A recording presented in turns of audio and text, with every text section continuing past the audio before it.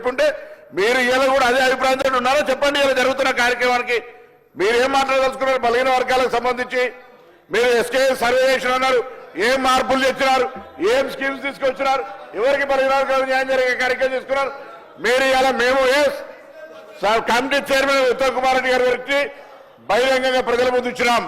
ఇవాళ సభలో వస్తా ఉన్నాం. 42% రిజర్వేషన్ల కొరకు చట్టబద్ధత తీసుకొచ్చి కొట్లాడదాం. బరాబరి మేము పారిపోతూ ఉండలేం. 42% పార్టీ పరంగా అడుగుతా ఉన్నాం. ఇక్కడ కూడా న్యాయబద్ధంగా చట్టబద్ధంగా పెట్టాలనే ఆలోచనతోనే ఉన్నాం కదా. ఇలా మేము ఎరగ పోదలేం కదా.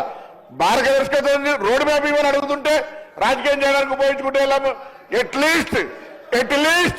ఎట్లీస్ట్ బీసీలో ఇష్యూ కట్టినప్పటికీ రాజకీయం పక్కన పెట్టి చారిత్రాత్మకంగా వచ్చినటువంటి సర్వే మార్గదర్శకత్వాన్ని చూపెట్టండి. బలహీన వర్గాలకు రోడ్ మ్యాప్ ఇచ్చే విధంగా రాజకీయ పార్టీలు వ్యవహారం చేయాలని ఆకాంక్షిస్తాం. అధ్యక్ష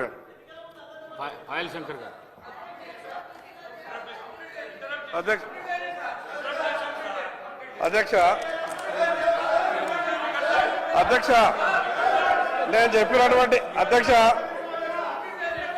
అధ్యక్ష గౌరవ ముఖ్యమంత్రి గారు. అధ్యక్ష, ఇప్పుడు 9.5 సంవత్సరాలు మంత్రిగా చేసిన మా తాతలు నేతులు తాగిండ్రు కాబట్టి మీరు మా మూతులు నాకండి. ఇట్లాంటి అర్థం పర్థం లేని చర్చలతోనే ప్రయోజనాలు లేదు అధ్యక్ష. అధ్యక్ష, ఇప్పుడు ఈ డాక్యుమెంట్ ఏదైతే ఉందో ఇది అఫీషియల్ వెబ్సైట్లో లేదు అధ్యక్ష. తెలంగాణకున్నది టీజీ ఆన్లైన్ వెబ్సైట్ అధ్యక్ష. ఇందులో ఎస్కేఎస్ రిపోర్ట్ లేదు. ఎస్కేఎస్కు ఎన్ఐసి ఐటీ పార్ట్నర్ అధ్యక్ష.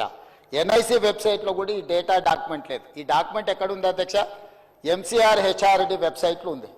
మరి చెన్నారెడ్డి హ్యూమన్ రిసోర్స్ దాంట్లో ఇందులో ఉంది. ఈ వివరాలు ఎవరు తయారు చేసిండ్రు, ఎవరు అందులో పెట్టిండ్రు, ఎవరు ఓనర్షిప్ క్లెయిమ్ చేయలేదు అధ్యక్ష. Point number 1. పాయింట్ నెంబర్ 2 అధ్యక్ష, ఈరోజు అధ్యక్ష ఆ రోజు 12 గంటలలో మేము చేసినాం అన్నారు కదా. ఆ రోజు ఎవరెవరిని ఎంగేజ్ చేసిండ్రో అడుగు అధ్యక్ష. దారిన పోయే దానే నుంచి ఎవడు వస్తుండో, ఎవడు పోతుండో, ఎవరికి ఏ బాధ్యత ఉందో, ఎవరు చేసిండో వాళ్ళ వివరాలు వీళ్ళ దగ్గర ఉన్నాయి అధ్యక్ష. ఇండ్లలోకి వచ్చి అడిగినోడు ఉదయం 7 గంటల నుంచి సాయంత్రం 7 గంటల వరకు 12 గంటల్లో ఇన్ని కోట్ల మందిని మేము చేసినామని వాళ్ళు చేస్తున్నామని చెప్పడానికి నటించి చేసిరు. ఇవాళ మేము పకడ్బందీగా చేస్తే ప్రధాన ప్రతిపక్ష నాయకుడుగా ఆయన 9.5 సంవత్సరాలు మంత్రిగా చేసిన ఈయన ప్రభుత్వం మీద నమ్మకం లేదంటే ఇదే ప్రభుత్వం ఈ సభను ఏర్పాటు చేసింది, ఇదే ప్రభుత్వం ఈ సభలో డాక్యుమెంట్ పెట్టింది. ఎందుకు చర్చలో పాల్గొంటుంది అధ్యక్ష? అసలు అర్హత ఉందా? అసలు ఈ చర్చలో పాల్గొనే అర్హత ఉందా అధ్యక్ష? ప్రభుత్వం మీద నమ్మకం లేదని ప్రధాన ప్రతిపక్ష నాయకుడు ప్రభుత్వం మీద ప్రజాస్వామ్యం మీద నమ్మకం లేదని సభలకు రాకపోను వచ్చిన ఆయన ప్రత్యేకించి మాట్లాడుతుంటే నేను ఒక్కటే మాట చెప్పదలుచుకున్నాను అధ్యక్ష.